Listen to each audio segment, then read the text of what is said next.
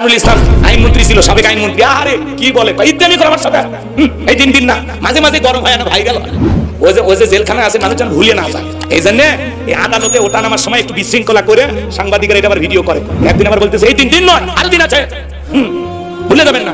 কোন দিন আসবি আবার? তোমাদের ভাগ্যে আবারও ফাল্গুন মাস আসবে, তোমরা কল্পনা করো। তোমার আগে মাঘ মাস শেষ হোক, ফাল্গুন তো বহুত পরের কথা। কথা কোন ঠিক না? যে অন্যায় অপরাধ করছো বিচার যদি সঠিকভাবে করা হয় কিয়ামত পর্যন্ত তোদের শাস্তি দিলেও তোদের সাজা শেষ হবে না। কথা বলে ঠিক না? বাংলাদেশে চুরি দুর্নীতি কমছে না বাড়ছে? কথা বলেন আপনারা? এখনো চুরি হইতেছে, কথা কোন ঠিক কিনা? এবার চুরি বন্ধ করতে পারবেন না। লন্ডন আমেরিকার আইন দিয়া ভারতের পানি পড়া দিয়া বাংলাদেশে শান্তি প্রতিষ্ঠিত করা যাবে না। এই জমিনে শান্তি প্রতিষ্ঠিত হবে সেই দিন আল্লাহর বিধান দিয়া জমিন চলবে যেই দিন। আলালাহুল খলকুল সৃষ্টি যার আইন চলবে আল্লাহর। আল্লাহ তাআলার আইন দিয়া একটা চোরের বিচার যদি আমরা করতে পারতাম, চোরের শাস্তি কি আল্লাহ তাআলা কোরআনে বলেছেন কিনা? ওয়াসারিকু ওয়াসারিকাতু ফাকতাউ আইদিয়াহুমা জাযাআম বিমা কাসাবা নাকালাম মিনাল্লাহ। আল্লাহু আকবার। আজ থেকে ১৫০০ বছর আগে সূরা মাইদার ভিতরে আল্লাহ তাআলা আইন দিয়েছেন। আল্লাহ বলেন চোর পুরুষ হোক আর নারী হোক, আল্লাহর বিধান, আল্লাহর ফয়সালা হলো চোরের ডান হাতের কবজি কেটে দাও। বাংলার পার্লামেন্টে ৫৩ বছর প্রত্যেকটা বার মুসলমান কিন্তু সরকার ছিল, রাষ্ট্রপ্রধান ছিল, কিন্তু একটা বারও বাংলার পার্লামেন্টে কোনদিন চোরের আইন পাস করলো না যে চোর যদি চুরি করে তার ডান হাত। কথা কন না কেন? কে শোনে কার কথা? আজও গেল না মনের ব্যথা। এখন উচিত কথা যদি কই পিঠের উপর দিয়ে পিঠের উপর দিয়ে যাবি মই। এই আনন্দে কিছু লোক কিনা খাবে বগুড়ার স্পেশাল দই। যত ১০ নন্দ ১০ ৭০টা বললে ১০ করলে অন্যায়ের প্রতিবাদ। নামটা হবে তোমার মৌলবাদ, নামটা হবে তোমার জঙ্গিবাদ। ওরা চোরের আইন চালু করবে না। বিশ্বাস করেন বাইতুল মোকাররমের সামনে নিয়ে এসে একটা চোরের হাত কেটে যদি মিডিয়াতে ফালাও করে আমরা প্রচার করতে পারতাম যে বাংলার পার্লামেন্টে আইন পাস করা হলো চুরি করলে তার হাত কেটে দেওয়া হবে, সমস্ত চোরেরা তওবা করে আল্লাহর ওলি হয়ে যেত। কথা বলে ঠিক কিনা? কিন্তু কথা আছে সরিষাই তো ভিত। সরিষাই কি? ভূত। ভূত সরিষাই কি? ভূত ভূত ভূত। নেতা হাত কাটা রাখ পুরি বাবা, আমি যে দুর্নীতি করছি, কোটি কোটি টাকা বিদেশে পাচার করছি, আমার দায়িত্ব আগে কাটা থাকে। এই ধান্দায় ওরা পাস করে না। কথা বোঝেন নাই মনে? ওরা তখন পাবলিকও গাল গল্প শোনে। এগুলো ১৫০০ বছরের আগের আইন, ব্যাকডেট, এগুলো চলবে না। আমরা আপডেট দিয়ে চোর থামাইতে পারছি না। এই ব্যাটা খালি টেস্ট একটা আইন, আল্লাহর কোরআনের একটা আইন চালু করে খালি পরীক্ষা করে দেয়। কথা কন। এত মুসলমান ক্ষমতায় আসছে, কেউ কি বলছে যে নামাজকে বাধ্যতামূলক করা হলো? যাকাতের আইন চালু করছে, খারাপ কাজ বন্ধ করছে। নেতারও সিনেমার মহরতে যায় নায়িকা হিসাবে ধরে সেলফি তোলে, নির্লজ্জ বেহায়া। রাগ করতেছেন? এক নেতা যেই পরিমাণে দুর্নীতি করছে ভাই, এই যে ফরিদপুরের এমপি নিক্সন চৌধুরীর নাম শুনেননি? ৩,১৮২ কোটি টাকা স্বামী স্ত্রীর ব্যাংকে লেনদেনের হিসাব পাওয়া গেছে। কত কোটি? ৩,০০০ কোটি টাকা। এই দেশ থেকে ১১ লক্ষ কোটি টাকা দুর্নীতি করে বিদেশে পাচার করা হয়েছে। $93 বিলিয়ন ঋণের বোঝা বাংলার মানুষের ঘাড়ের উপরে চাপাইয়া দিয়া ওরা অনেকে বিদেশে চলে গেছে। এমপি মন্ত্রী বড় বড় কথা বলতে, যে কামরুজ্জামান এক এমপি ছিল না কিনা, নাম কি? সান্দে মাতা কয়েকদিন আগে কোর্টে, নাম কি? কামরুল ইসলাম না? কথা বল। আইনমন্ত্রী ছিল কামরুল ইসলাম। ওরে 7 তলা দিয়ে উপরে তুলতেছে, বলতেছে আমার সাথে ইসলামি করো, একবার উপরে তোলা, আমার নিচে নামো। কেন? কোরআনের বাকি আল্লামা সাইদি হুজুরকে এই ট্রাইব্যুনালে উপরে তোলার নামও মনে ছিল না, আলেমদেরকে উপরে তুলেছে নামে মনে ছিল না। আজকে তোমার সিঁড়ি দিয়ে উপরে যাইতে আপত্তি কেন দিলে ভাই? কামরুল ইসলাম আইনমন্ত্রী ছিল, সাবেক আইনমন্ত্রী। আরে কি বলে ইত্যাদি করে আমার সাথে এই দিন না মাঝে মাঝে গরম হয় না ভাই গেল। ওই যে জেলখানা আছে মানুষ যেন ভুলে না যায়, এই জন্য এই আদালতে ওঠা নামার সময় একটু বিশৃঙ্খলা করে সাংবাদিকরা এটা আবার ভিডিও করে। একদিন আবার বলতেছে এই দিন নয় আরো দিন আছে, ভুলে যাবেন না। কোন দিন আসবি আবার? তোমাদের ভাগ্যে আবারও ফাল্গুন মাস আসবে, তোমরা কল্পনা করো। তোমার আগে মাঘ মাস শেষ হোক, ফাল্গুন তো বহুত পরের কথা। কথা কোন ঠিক না? যে অন্যায় অপরাধ করছো বিচার যদি সঠিকভাবে করা হয় কিয়ামত পর্যন্ত তোদের শাস্তি দিলেও তোদের সাজা শেষ হবে না। কথা বলে ঠিক না? আমার সাথে ইসলামি করো, 4 তলায় উঠাও নামাও। কেন কামরুল ইসলাম সাহেব? কেন কেন আজ এরকম লাগে? আলেমদের হাতে পায়ে ডান্ডা বিড়ি পরাইছিল, এমন ভাবে তোলো মনে পৃথিবীর সবচেয়ে বড় সন্ত্রাসী। তোমাদের হাতে পায়ে ডান্ডা বিড়ি নাই, কেন যে নাই, কেন যে পড়াচ্ছেন আমরা বুঝি না। আপনাদেরকে একটু সম্মান দেখাইতেছি, কিন্তু এইটুকু সম্মানও আপনাদের প্রাপ্য না। সম্মান পাওয়ার উপযুক্ত আপনারা ছিলেন না। কথা কর। আদালতে যা ভাব নিতেছেন না, এই কথা কেন? হুজুররা দুর্নীতি করছে, কোন হুজুর মদের বোতল সহ গ্রেফতার হয়েছে? পিস্তল দেখি না, চোখে দেখি না, হাত দিয়ে লারিয়ে দেখবো, ওইটা হাত দিয়ে দেন মানে শুয়ে দেখে না। হ্যাঁ ভাই দেখিনি, দুই একটা পুলিশের সাথে সম্পর্ক আছে, এমনি হাতত নিয়ে দেখছি আর কি। রাগ করতেছেন আপনারা, বিরক্ত হবে না ভাই, কথাগুলো একটু বুঝবেন। যারা এমপি মন্ত্রী বড় বড় কথা বলতো, হ্যাঁ আছে 5-10 কোটি টাকা দামের গাড়ি গ্যারেজে পড়ে আছে, নাই হাজার হাজার বিঘা জমি জোর করে দখল করে নিয়েছিল, আজকে জায়গা জমি পড়ে আছে। এমপি মন্ত্রীর বাড়িগুলো পেশাব পায়খানা টয়লেট বানায়া মানুষ ব্যবহার করতেছে, তাদের কেন্দ্রীয় কার্যালয়ে যা মানুষ দাঁড়িয়ে থাকে, কথা কন থেকে পেশাব করতেছে। আরে কি ক্ষমতা, কি হয়ে গেল? আছে আছে মন্ত্রীরা সব কোথায় গেল, এমপিরা সব কোথায় গেল, কোথায় কাদের কাকা? ওদের সারা দেশটা এখন লাগে ফাঁকা ফাঁকা। পালাবো না পালাবো না পালাবো না, যাই না তাদের দেখা, ওদের সারা দেশটা এখন লাগে ফাঁকা ফাঁকা। আইনে মন্ত্রী আটকে গেল আইনেরই ফাঁকে, দাড়ি সারা দরবেশটারে ভণ্ড ভণ্ড লাগে। শুনেছি ভাই কত নেতা নেত্রী খাইতেছে ভাই ডান্ডা, বিচারপতি কালা মানিকের ফাটিয়েছে নাকি আন্ডা। এই বিচারপতি শামসুদ্দিন মানিক আল্লামা সাঈদী হুজুরকে মৃত্যুদণ্ডের রায় দিয়েছিল। আমরা বলতে চাই যে এই বিচারপতি মানিক বিচারকের নামে গোলামি করে কোরআনের মুফাসসির আল্লামা সাঈদী হুজুরকে মৃত্যুদণ্ডের রায় দিয়েছিল, ওই একই ট্রাইব্যুনালে বিচারপতি মানিককেও মৃত্যুদণ্ডের রায় দিতে হবে। টকশোতে বৈশা আমার বোনকে অপমান করে রাজাকারের বাচ্চা বলেছিল, ছাত্র আন্দোলনের সমস্ত তরুণ কলিজার টুকরা যুবকদেরকে রাজাকারের বাচ্চা বলেছিল, কথা কন না করেন। এদেশের 116 জন আলেমের তালিকা করে দুদকের কাছে জমা দিয়েছিল এই বিচারপতি মানিক। আমার সিরিয়াল নাম্বার কত জানেন? 23। আমার রোল নাম্বার কত আপনারা চেনেন না? ওরা ঠিকই ছিল, জিনিসটা কি 116 জনের তালিকায় আমি আসলাম কত নম্বরে? 23। বাতিলের আমাদেরকে সহ্য করতো না। আজও আলেমদের বিরুদ্ধে ষড়যন্ত্র থেমে নাই, নানামুখী ষড়যন্ত্র এখনো চলতেছে। আলেমেরা দুই একটা কথা বলে ওইটাকে নিয়ে টল করে, ওইটাকে নিয়ে তিলকে তাল বানায়, কথা বলেন। রাগ করতেছেন? বলকের ঝলক গেল, বলকের ঝলক গেল, দামিয়ে নেটের চাকা, ওদের সারা দেশটা এখন লাগে ফাঁকা ফাঁকা। কোথায় গেল সংসদেতে মমতাজের গান, কোথায় গেল হযরত ওয়ালা শামীম ওসমান? 70 টাকা তাহাজ্জুদ পড়তো বিরাট বড় আল্লাহর ওলি, 41 সাল পর্যন্ত টিকে থাকার স্বপ্ন দেখেছিল। 24 সালের 5 আগস্টে ভাগ্যে কি আছে আল্লাহর ওলিরা জানতো না, কথা কোন ঠিক না?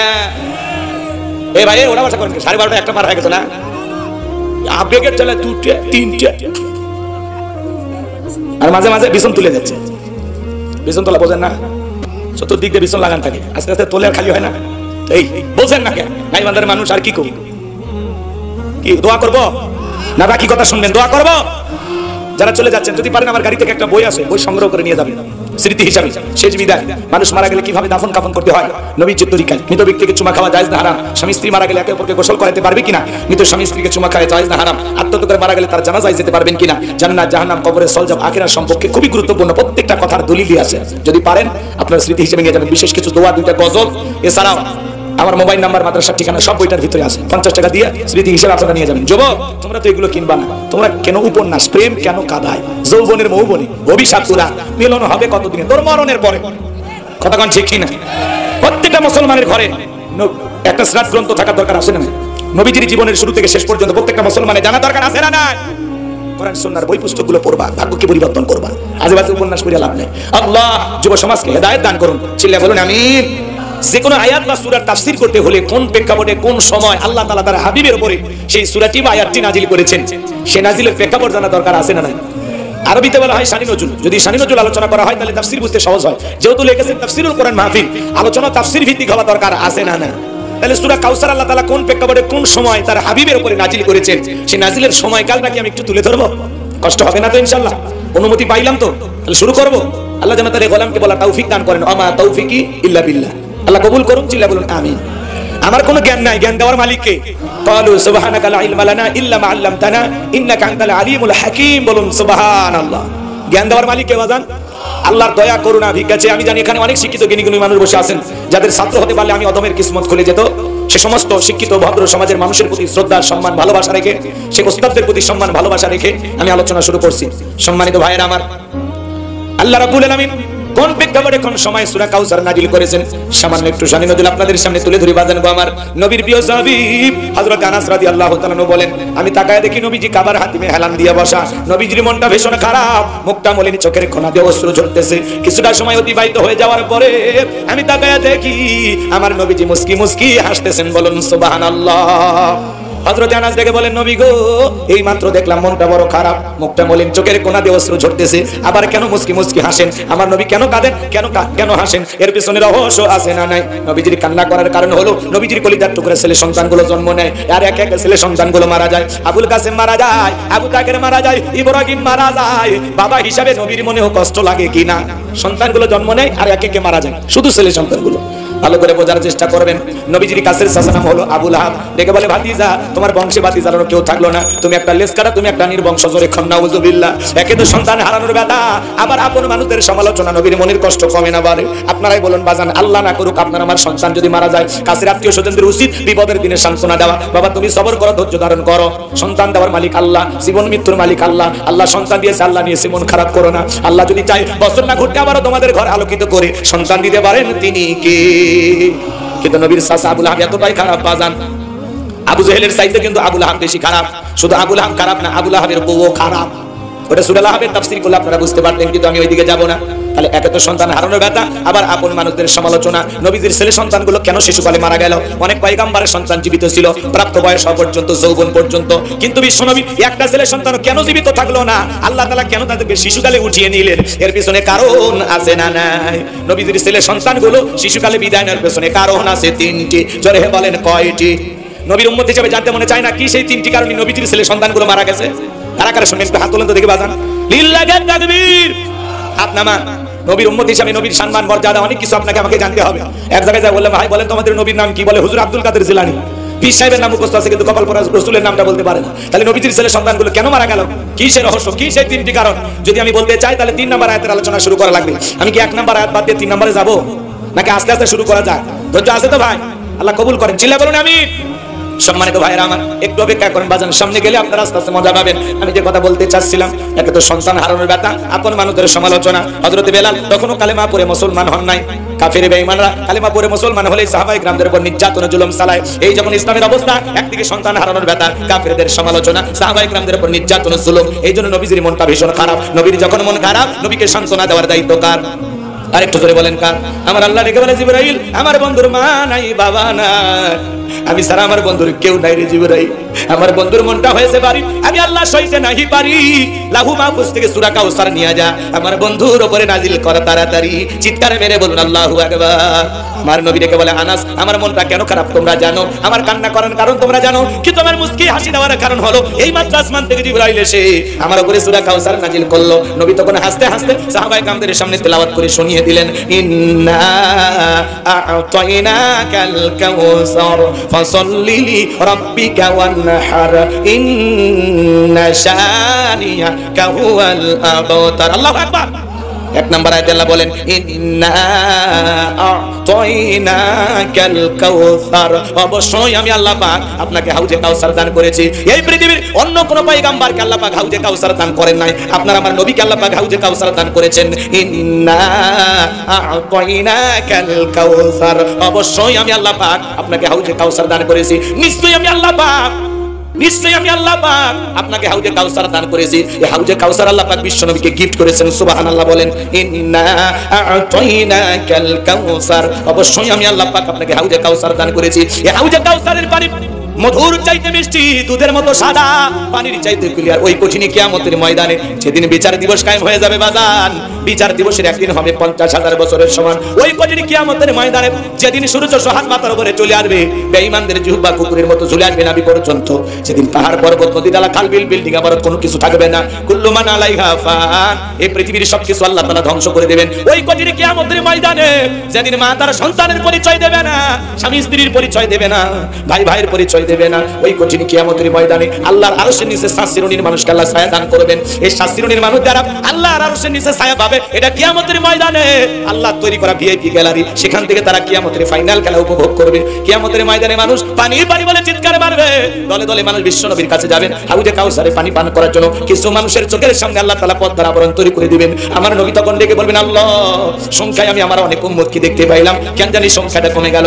আমার আল্লাহ ডেকে বলে, বন্ধু, পাইকারি দরে আপনি সবাইকে হাউজে কাউসারে পানি পান করাইতে পারবেন না। দুনিয়ার জীবনে 2টা অপরাধ করেছিল যারা, আজকে হাউজে কাউসারের পানি পাবে না তারা কয়টা অপরাধ?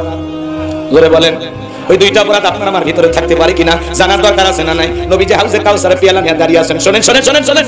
হযরত আবু বকর সিদ্দিক রাদিয়াল্লাহু তাআলা পিয়ালাগুলো ভরায় দিবেন, মাঝখানে দাঁড়িয়ে থাকবেন হযরত ওমর বিশ্বনবীর হাতে দিবেন, আর নবীজি দাঁড়াদৌড়ে উম্মতদেরকে খুঁজে খুঁজে কিয়ামতের ময়দানে হাউজে কাউসারের পানি পান করায় দিবেন। বলেন সুবহানাল্লাহ।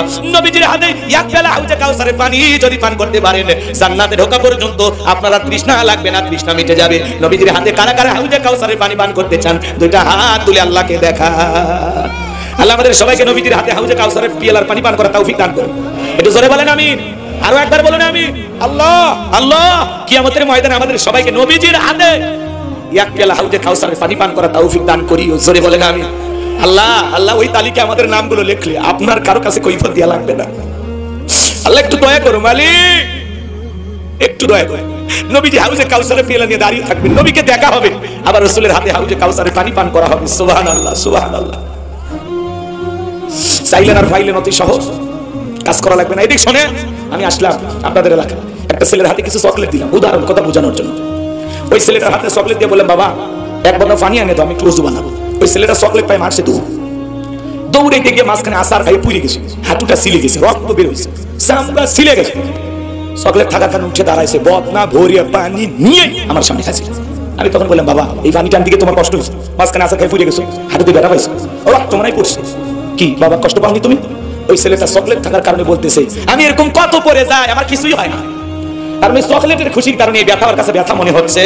কিয়ামতের কঠিন দিনে বিশ্ব নবীর হাতে হাউজে কাউসারের পানি তকদিরে ভাগ্যে নসিবে জুটি জুটে যায়, আর আল্লাহর আরশের নিচে ছায়া যদি ভাগ্যে জুটে যায়, কিয়ামতের কঠিন দিন আপনার কাছে কঠিন মনে হবে না, আল্লাহ সহজ করে দিবেন। বলেন সুবহানাল্লাহ। একটু চিল্লায় বলেন সুবহানাল্লাহ।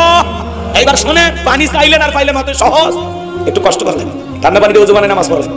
আপনি হঠাৎ করে নামাজ ধরেছেন, পুরাতন মুসল্লি যারা নিয়মিত নামাজ পড়ে এরা আপনার দেখে ঠাট্টা বিদ্রুপ করে। আজকে সূর্য কোন দিকে উঠছে? উত্তর পাড়ার বাসা দিকে মসজিদ, নামাজ পড়বি না 2 দিন পর আবার ছাড়িয়ে দিবি, এরকম বলে কিনা ভাই? এরকম ঠাট্টা বিদ্রুপ করা যাবে না, সমালোচনা করা যাবে না। আপনি দাওয়াতে তো 5 জনকে মসজিদে আনতে পারেন না, সমালোচনা করতেছেন। ও 2 দিন পড়বি না 2 উত্তর পড়বি, এটা ওর ব্যাপার। আপনি কেন বলতেছেন 2 দিন পরে আবার ছাড়িয়ে দিবি না? তো দেখি তো নামাজ কয়দিন থাকে। আপনি কি মসজিদে সিসি ক্যামেরা কে ঢোকে কে বের হয় আপনি খবর রাখেন? ভালো হয়ে যায় মুরব্বি মুরব্বি মুরব্বি, ভালো হয়ে যায়। সমালোচনা না। কেউ মসজিদে হঠাৎ করে নামাজ পড়তে আসছে, দোয়া করেন যে ভাইয়া বা ভাতিজা তুমি মসজিদে আসছো, দেখে দিলটা ভরে গেছে, আল্লাহর কাছে দোয়া করি আল্লাহ যেন মৃত্যু পর্যন্ত তোমাকে মসজিদে এসে সিজদা দেওয়ার তৌফিক দান করেন। কথা বলেন ঠিক কিনা? দোয়া করেন, মুখে জানেন, নামাজ শেষে করে নিয়ে এক কাপ চা খান, কথা কর। যুবক বয়সে একটু দাঁড়িয়ে রাখছে, কয় হ্যাঁ এই বয়সে বুড়ের ভাত তুললি, কথা কয় না কেন বলে না? যুবক বয়সে একটু দাঁড়িয়ে রেখে বউ নিয়ে ঘুরতে গেছে, ওই ভাবিয়া আসসালামু আলাইকুম, সাথে চাচার খবর কি? বাড়িতে এসে বউ দেখতে পারে না, তোমার সাথে বাইরে যাওয়া যায় না, কে ভাই আমার দেখে ভাবিয়া তোমার ডাকে চাচা। যেই বউ নবীর সুন্নাত দাড়িকে মহব্বত করে না, ওই বউ আপনাকে 100% ভালোবাসা দিতে পারে না। কথা বলেন ঠিক কিনা? দাড়ি আমরা মদিনাওয়ালাকে ভালোবাসে রাখছি, টুপি খোলা যায়, জুব্বা খোলা যায়, দাড়ি এমন একটা সুন্নাত 24টা ঘন্টায় লেগে থাকে। কথা কম, দাড়ি পুরুষের সৌন্দর্য করতেছে, দাড়িওয়ালা পুরুষের কি গো তুমি কেমনে বুঝলা? কথা কয় না, দাড়ি রাখবেন, খবরদার। দাড়ি কাটতে আপনার মায়া লাগে না? 50-60 বছর বয়স হয়ে গেছে, সেলুনের জায়গায় মেরিয়ে দেন, চাচা চামড়া জুড়ে গেছে আর ঠিক মতো পারা যায় না, আপনি রাখে দেন, না ওরিও পরিমাণ। কথা না, চামড়া পিলাস দেয় টানিয়ে সেভ করে দেয়, তার দাড়ি হয় না। এরকম হাইব্রিড শয়তান রূপী মানুষ আছে না? না, বয়স হয়ে গেছে, তার দাড়ি চলে যায়। কথা কন, কিছু সময় মানুষ 5-6 দিন অসুস্থ হয়ে থাকে, একটু খোঁচা খোঁচা হঠাৎ করে মরে যায়। ওই আজরাইল কয় না সুযোগ দিয়ে খালি সেলুনের থেকে আসি। কথা কন, হ্যাঁ আজরাইল কয় একবার সুযোগ দিয়ে সেলুনের থেকে আসি। এরকম লোক আছে না? না, ভালো হয়। শোনেন মা বোন যারা আছেন, মা খবরদার স্বামী দাঁড়িয়ে রাখলে এটা নিয়ে কোনো ধরনের বাজে বিরূপ মন্তব্য করবেন না। আল্লাহ নারীদের হেদায়েত দান করুন। ছেলে বলুন আমিন। এবার হাউজে কাউসারের পানি চাইলে কি পাওয়া যাবে? হাউজে কাউসারের পানি পান করতে হলে কাজ করতে হবে 2টি। আল্লাহ যাদের হাত দিয়েছে 2টা আঙ্গুল তুলে বলেন কাজ করতে হবে কয়টি? আল্লাহ তাআলা সেটা 2 নাম্বার আয়াতে জানিয়ে দিলেন, ফাসাল্লিলি রাব্বিকা ওয়ানহার। বলেন বলেন ফাসাল্লিলি রাব্বিকা ওয়ানহার। 1 নাম্বার হলো ফাসাল্লিলি রাব্বিকা, রবের উদ্দেশ্যে সালাত আদায় করা লাগবে। হাউজে কাউসারের পানি পান করতে গেলে সালাত আদায় করা লাগবে কার জন্য? ফাসাল্লিলি রাব্বিকা, রবের উদ্দেশ্যে সালাত। সালাত হবে একমাত্র কার জন্য? আরেকটু জোরে বলেন কার জন্য? কুলিন্না সালাতি ওয়া নুসুকি ওয়া মাহইয়ায়া ওয়া মামাতি লিল্লাহি রাব্বিল আলামিন। সূরা আনআম আয়াত নাম্বার 162 আল্লাহ রাব্বুল আলামিন জানিয়ে দিলেন নবীজি আপনি বলুন আমার নামাজ আমার কুরবানি আমার জীবন আমার মরণ লিল্লাহি রাব্বিল আলামিন আসমান জমিনের প্রতিপালকের জন্য। তাহলে মুমিন জীবনের সব ইবাদত হবে একমাত্র আল্লাহ তাআলাকে রাজি খুশি করার জন্য। কথা বলেন ঠিক কি না?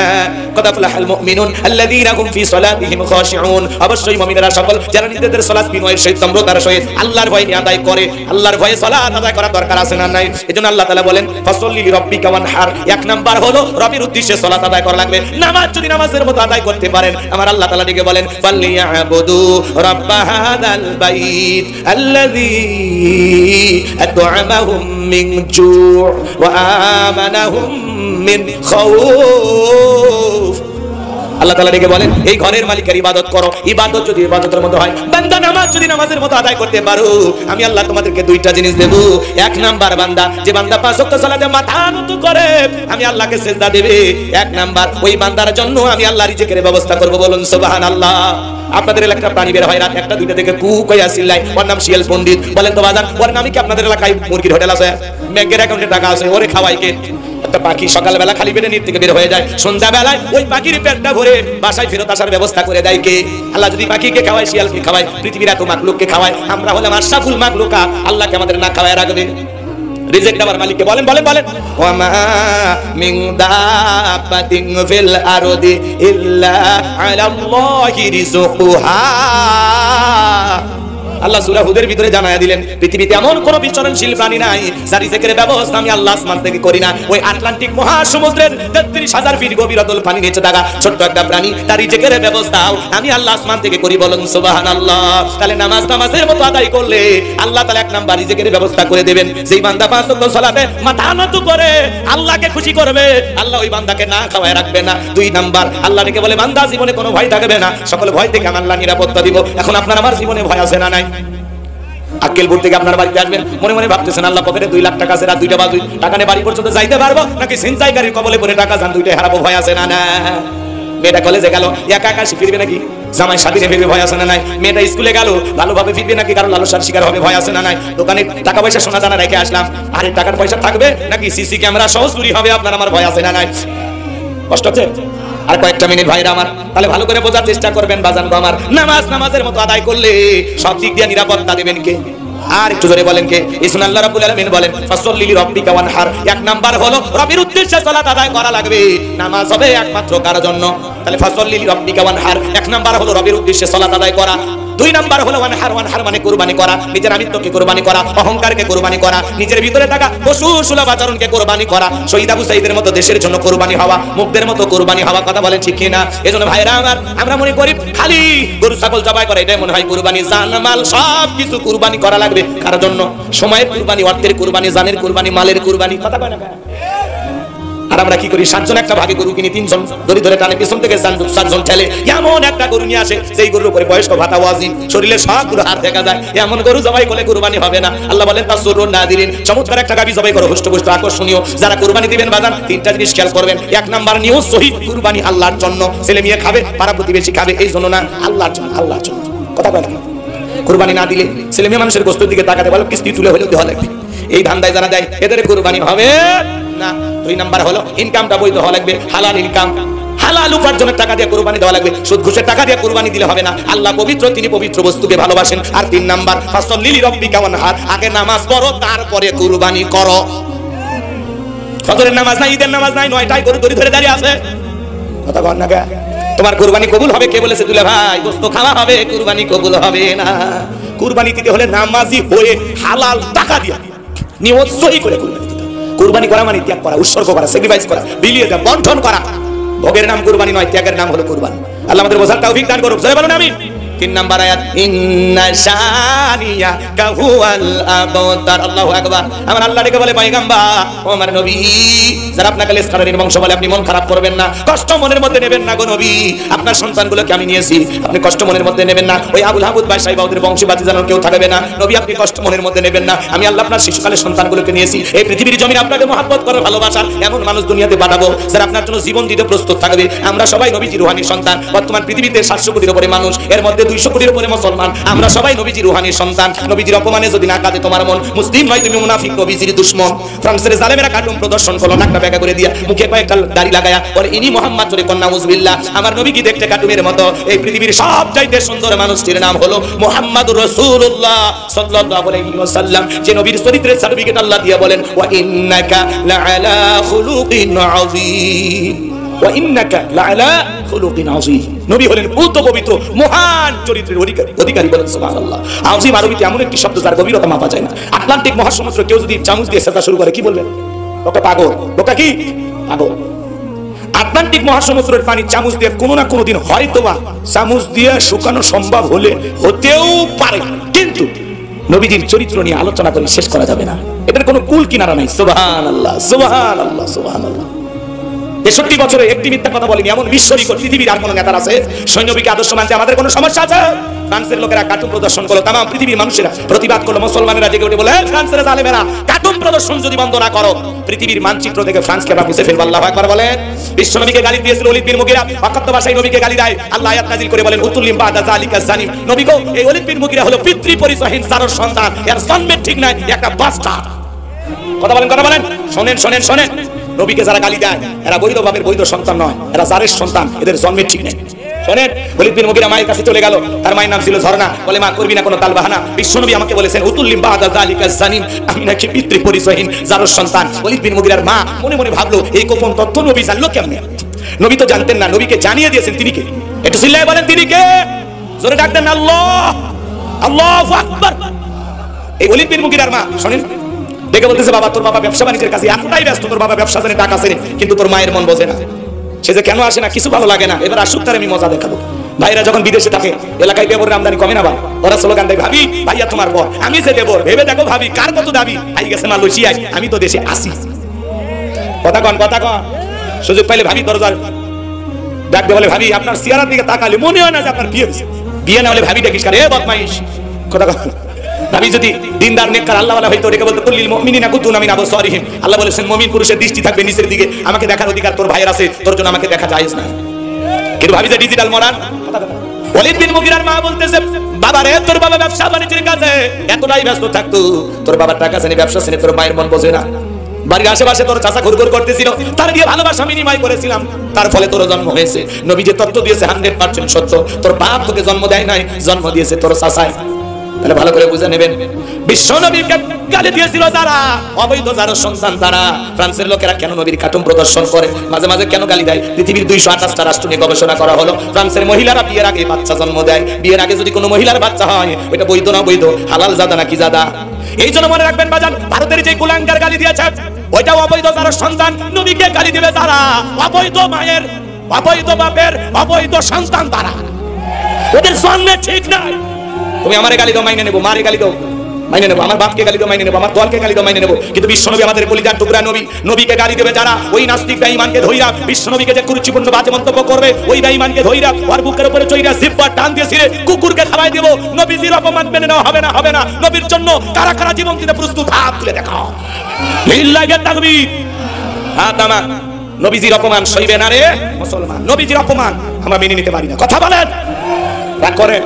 আমার নিয়ম ছিল 1টা পর্যন্ত বাস করব, কিন্তু আপনারা দোয়া দরুদ পড়া শুরু করছেন আগে, খামাখা আমি কষ্ট করবো কেন? অতএব চলেন আমরা সবাই দোয়ার দিকে চলে যাই।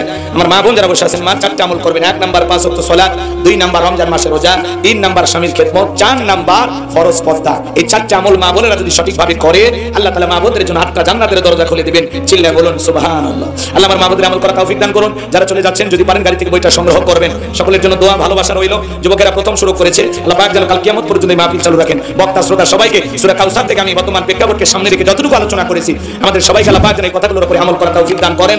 আখিরি দাওয়ানা আলহামদুলিল্লাহি রাব্বিল আলামিন। সকলে দরুদ ইব্রাহিম পড়ুন। আল্লাহুম্মা সাল্লি আলা মুহাম্মাদ ওয়া আলা মুহাম্মাদ কামা সাল্লাইতা আলা ইব্রাহিম ওয়া আলা আলি ইব্রাহিম ইন্নাকা হামিদুম মাজিদ।